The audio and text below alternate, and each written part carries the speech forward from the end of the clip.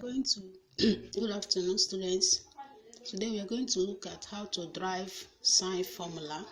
So we can derive sine formula or sine rule using acute angle triangle. So given an acute triangle, here you have your A, we have B, and we have our C here.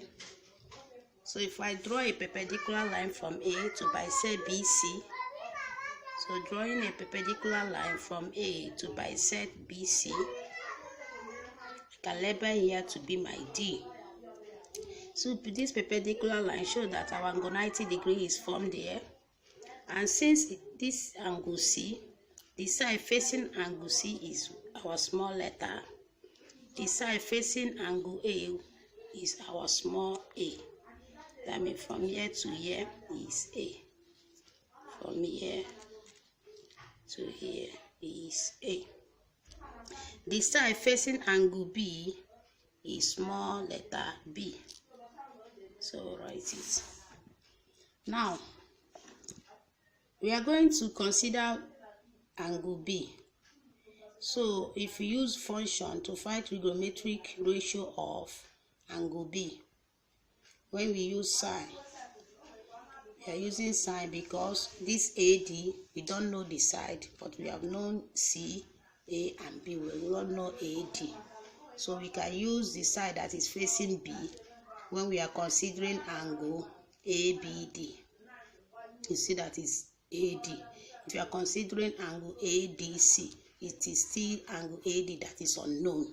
So in triangle ABC, in triangle ABC,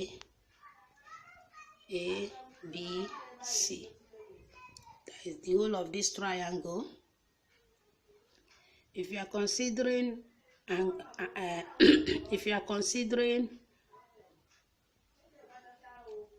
sine, if you are considering angle B, remember that this is the opposite. AD will be our opposite. I mean, when we are considering ABD, not ABC, ABD. Okay, AD will be our opposite, while C will be the hypotenuse side, and BD will be the adjacent. So we take sine B will be equal to opposite, which is AD, over hypotenuse, which is AB. We don't know AD, so we can leave our AD like this. What is AB? AB is small letter C, that is the side there. So you substitute it. So our sine B is equal to AD over C. So sine B equals AD over C. So we can do cross multiplication. You have that AD times 1 is AD. You want to make AD subject formula.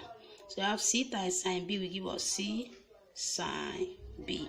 So call this equation 1. So let's look at triangle ADC. So in triangle ADC. So that is ADC. So if you are considering angle C, that means this angle, this is the side facing the angle which is the opposite, AD. So we can still use sine as a function. So sine C will be AD over AC, because AC is the hypotenuse. AC. We don't know AD, but we know AC. AC is given, which is small letter B. So we substitute it. So we have our sine C equals AD over B. So finding the when we cross multiply, we want to make AD subject formula now. So we have AD times 1 will give us AD. B times sine C will give us B sine C. So we call this equation 2. So remember, we have equation 1 and we have equation 2. So we have that AD equals to this and AD equals to this. So if you want to equate AD to AD, so equating AD to AD, equate AD equals AD. What it means is that the whole of this C sine B will be equated to B sine C. So let's do it. So the first AD we have in the equation 1 is C sine B. So C sine B will be equal to the second AD from the equation 2. From equation 2 will be B sine C. Will be equal to B, small letter B sine C.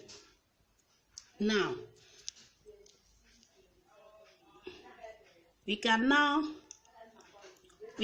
separate variables. You have sine B here, we have small letter b, so we can say let this b go to sine b and let this small letter c go to sine c. So here this small letter b is working as is doing the function of multiplication here. So if it crosses equality sign, it will start doing the work of division. That is, you are taking the inverse of multiplication, which is division. So you have your sine b will be where it is. So this small letter b, when it crosses equality sign, becomes division. Start dividing this. Equals to, this sine c will stay where it is. Small letter c, this small letter c, we cross equality sign and start dividing sine c. So you have separated the variables. So similarly, since we have that sine b over b is equal to sine c over c, so similarly we can do for sine a. We can say that sine a, sine capital letter A over A. So bringing the three formulas together, we have sine A over A is equals to sine B over B equals to sine C over small letter c. So this is the sine rule from an acute angle triangle.